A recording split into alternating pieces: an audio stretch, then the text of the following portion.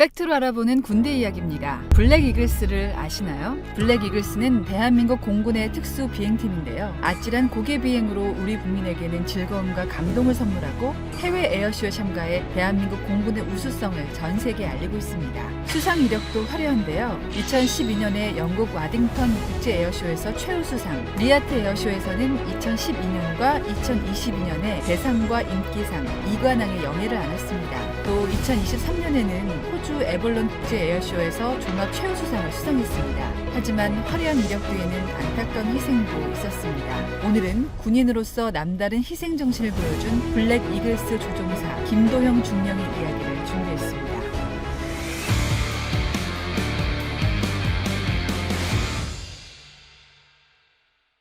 2006년 5월 5일 어린이날을 맞아 수원 공군 비행장에 인파가 모여들었습니다. 블랙 이글스의 에어쇼를 보기 위해서인데요. 당시 어린 두 아들의 아버지였던 김도현 소령은 아들들과 시간을 보내는 대신 수많은 어린이들에게 꿈과 희망을 선물하기 위해 조종관을 잡았습니다. 이날 에어쇼에 참가한 항공기는 모두 6대였는데요. 김도현 소령은 6번기에 탑승했습니다. 블랙 이글스가 5월 하늘을 도화지 삼아 멋진 그림을 그릴 때마다 관중석에서는 탄성이 터져나왔습니다. 아이들의 관심을 한몸에 받으면서 5번째 기동인 오포징 A롤이 시작됐습니다. 5번기와 김도윤 소령이 탑승한 6번기가 정면으로 접근해서 교차한 후에 살짝 기술을 들고 옆으로 한 바퀴 돌았고 이제 상승만 하면 되는 상황이었는데요. 그때 갑자기 관중석에서 비명이 터져나오기 시작했습니다. 김도윤 소령이 타고 있던 6번기가 추락했습니다. 당시에 이제 6번기 탄 김도현 중령은 5번기하고 양쪽에서 이렇게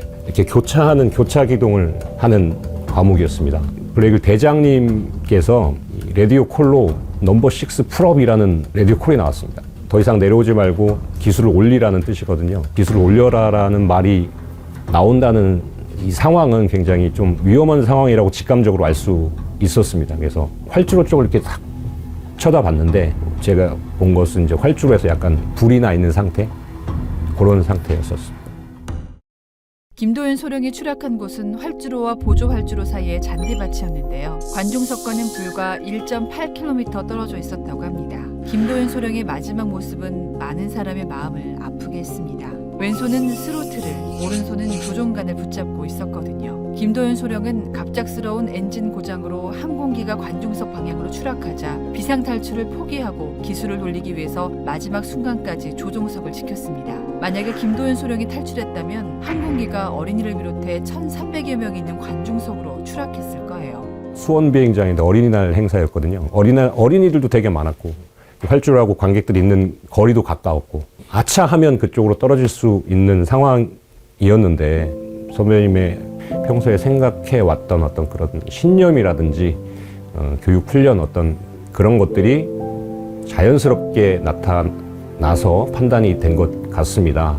김도현 중령님의 어떤 그런 살신성인의 어떤 희생 정신을 모두 기억해 주셨으면 합니다.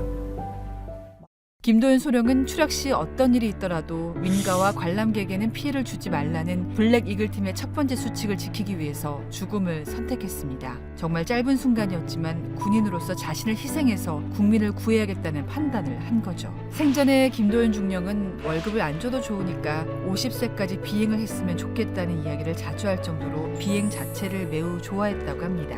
그리고 또 한 가지 소망을 자주 이야기했다는데요. 바로 우리 손으로 만든 항공기로 에어쇼를 펼치는 것이었습니다. 블랙 이글스는 2006년에 사라진 A-37B 대신 국내 기술로 만든 T-50B를 타고 다양한 국제 에어쇼에 참가해 전 세계를 무대로 비행하고 있습니다. 김도현 중령의 생전 소원을 후배들이 이루어드린 거죠.